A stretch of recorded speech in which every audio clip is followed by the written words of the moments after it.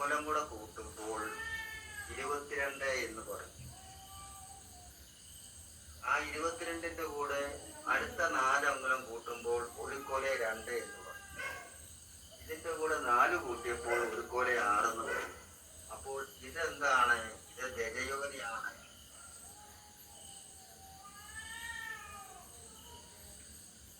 ഇത് ഗജയോനി.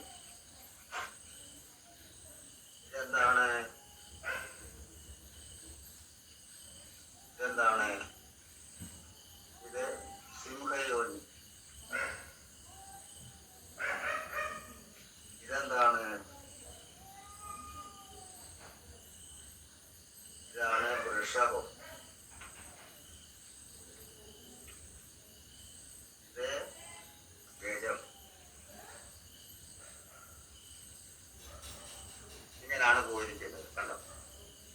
അപ്പോൾ ഇതിന്റെ കണക്കുകൾ പോയിരിക്കുന്നത് പദയോനിയിൽ തുടക്കം വരുമ്പോൾ 18 അംഗുലം ദജയോനിയാണ്. ആ ദജയോനിയിൽ നിന്ന് 4 അംഗുലം കൂട്ടിക്കഴിഞ്ഞാൽ അടുത്ത ദിക്കിലേക്കുള്ള കണക്കുകൾ കിട്ടും. അടുത്ത ദിക്കിലേക്കുള്ള കണക്കെന്ന് പറയുമ്പോൾ 22 അംഗുലം കിട്ടിക്കഴിഞ്ഞാൽ അത് നമുക്ക്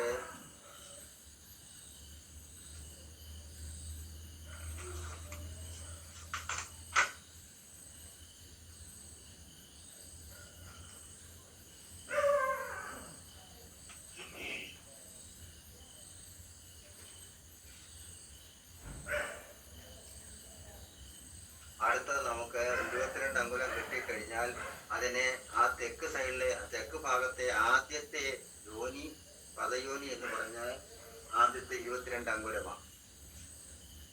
ആ 22 അംഗുലത്തിൻ്റെ കൂടെ 4 കൂട്ടിക്കഴിഞ്ഞാൽ നേരെ കിഴക്ക് ഭാഗത്തെ വൃഷഭയോനിയിൽ വരും.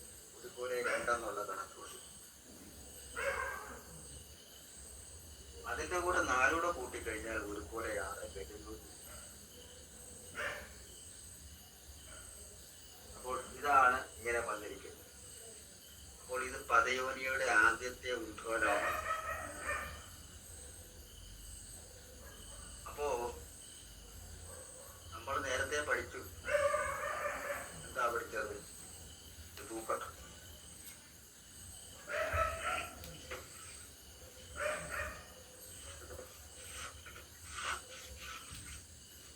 നമ്മൾ നേരത്തെ പഠിച്ചിരിക്കുന്ന എന്തായിരുന്നു? പദയോനിയുടെ കണക്കുകളിൽ നമ്മൾ പരീക്ഷാടിസ്ഥാനത്തിൽ പഠിച്ചായിരുന്നു. അപ്പോൾ അതിനകത്ത് ഒന്നുകൂടി നമുക്ക് മനസ്സിലാക്കത്തക്ക രീതിയിൽ പറയാനുള്ള കാരണം എന്താണെന്ന് പറഞ്ഞു കഴിഞ്ഞാൽ 18 അംഗുലത്തിന് നമ്മൾ അതിന്റെ ദജയോനിയുടെ ആരംഭം കണ്ടുപിടിച്ചു എന്ന് പറഞ്ഞു. അടുത്ത 4 വന്നു. പരീക്ഷാടിസ്ഥാനത്തില് നമ്മൾ എന്താണ് പറഞ്ഞത്? ആകെ 15 പോൽ 10 അംഗുലം വരെ വരുന്നത്, അതായത് 2 പോൽ 18 അംഗുലം മുതൽ 15 പോൽ 10 അംഗുലം വരെ 78 പ്രാസാദങ്ങൾ ഉണ്ടെന്ന് പറഞ്ഞു. അപ്പോൾ ആ 78 പ്രാസാദങ്ങളിൽ അതിനെ നമ്മൾ 6 വെച്ച് കണക്ക് കൂട്ടിയാൽ ഒരു ഡിവിഷനിനകത്ത് 6 പ്രാസാദങ്ങൾ കണക്ക് കൂട്ടിയാൽ 13 ഡിവിഷൻ വരും. അങ്ങനെ 13 വരുമ്പോൾ 13 6 78 എന്ന് പറയും. ആ 78നെ നമ്മൾ 4 ഭാഗിച്ചാൽ 78 ഭാഗം 4. അപ്പൊ എത്ര വന്നു? 19. 2 ഭാഗിച്ചാലോ? 2 ഭാഗിച്ചാൽ ഭാഗം 2 സമം 78ന്റെ പകുതി 35 39.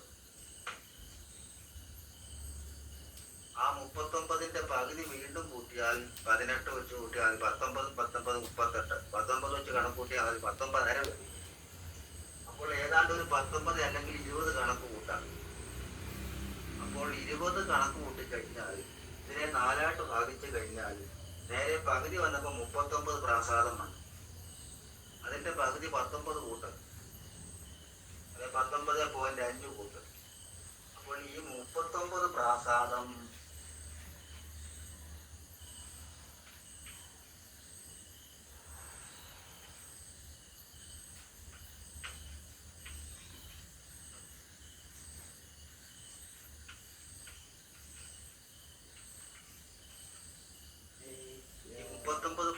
പ്രാസാദം കിഴക്കും പടിഞ്ഞാറും നിർണയിച്ചിരിക്കുന്നതാണ്.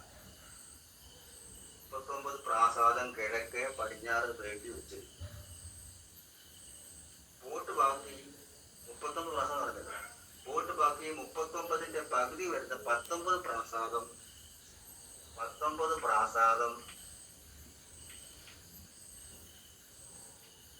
വടക്ക്.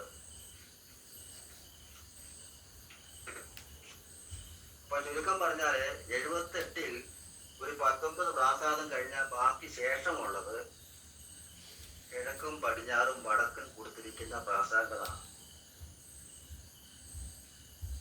അങ്ങനെ കൊടുത്തിരിക്കുന്ന പ്രാസാദങ്ങളാണ്. അപ്പോൾ ആ പ്രാസാദങ്ങൾക്ക് നമ്മൾ പറഞ്ഞിരിക്കുന്ന കണക്കൂടെ നോക്കണം.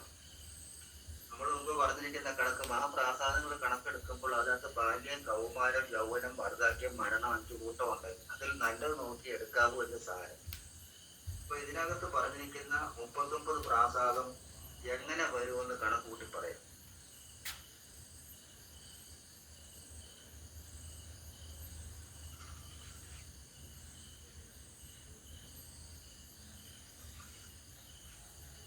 ഇപ്പോൾ നമ്മൾ ഇവിടെ കണ്ടിരിക്കുന്നത് 18 അങ്കുലമാണ്.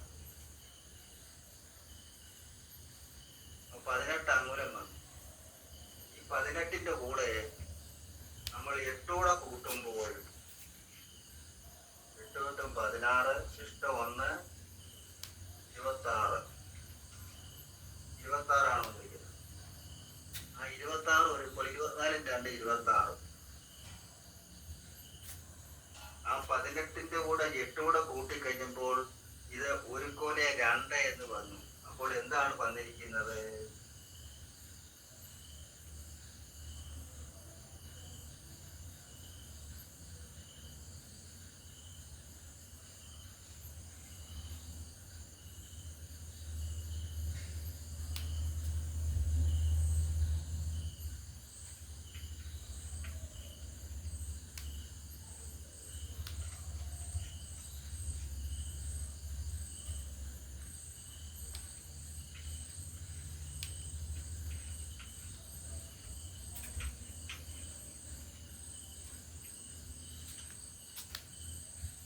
അപ്പോൾ ഇവിടെ 18ന്റെ കൂടെ പ്ലസ് 18 + 8 സമം 1/2. കണ്ടോ?